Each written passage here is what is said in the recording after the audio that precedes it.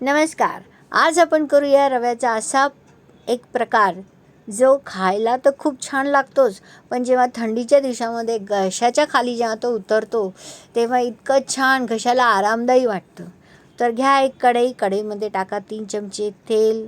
त्याच्यामध्ये गरम तेल झाल्यावर ॲड करा जिरं, मोहरी, कढीपत्ता, एक बारीक चिरून ठेवलेला कांदा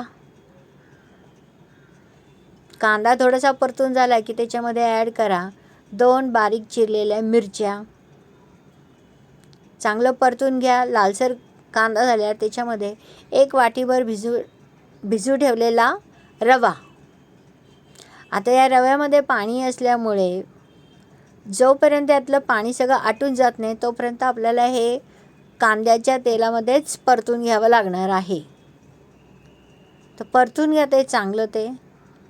आता आपण जसं जसं परतत जातो तसं तसं यातलं पाणी सगळं आटून जातं आणि हा रवा थोडासा घट्ट होत जातो.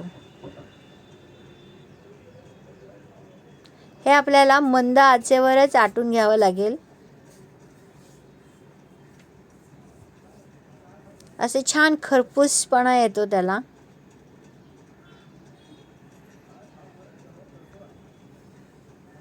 आता बघा तो घट्ट झाल्यामुळे त्याला आटायला थोडंसं जड जाते.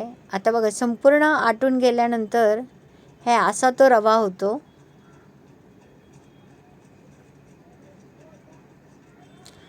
जवळजवळ आता 10 मिनटं मी याला चांगलं आटून घेतलेलं आहे. आता थोडंसं मीठ घाला. मीठ देखील चांगलं सगळीकडे मिक्स करून घ्या.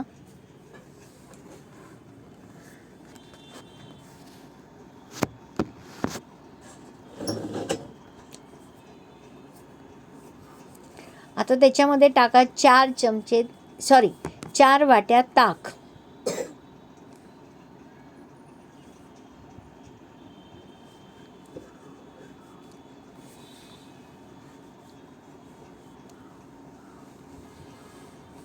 आता ताक टाकल्यानंतर त्याच्यामध्ये गुठळ्या येऊ नये, रव्याच्या त्या गुठळ्या होऊ नये म्हणून त्याला सतत ढवळत राहावं लागेल आपल्याला. मंद आचेवरच हे सगळं ढवळायचं आहे आपल्याला.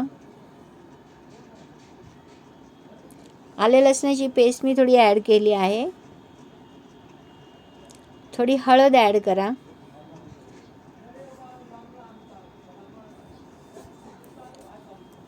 आता बऱ्यापैकी सगळ्या रव्याच्या गुठळ्या सगळ्या हे झालेल्या आहेत, मिनिमाइज झाल्या आहेत आणि अशी चांगली दणदणीत एक वाफ आल्यावर मी त्याच्यामध्ये थोडंसं कुचकरून कढीपत्ता वरतून ॲड केलेला आहे. बघा छान तयार झाला आपला रव्याचा एक वेगळ्या प्रकारचा. त्याच्यामध्ये 1 चमचा तूप ॲड करा. तयार आहे आपला एक ब्रेकफास्टचा प्रकार. व्हिडिओ आवडल्यास लाईक, शेअर, सबस्क्राईब करा. धन्यवाद.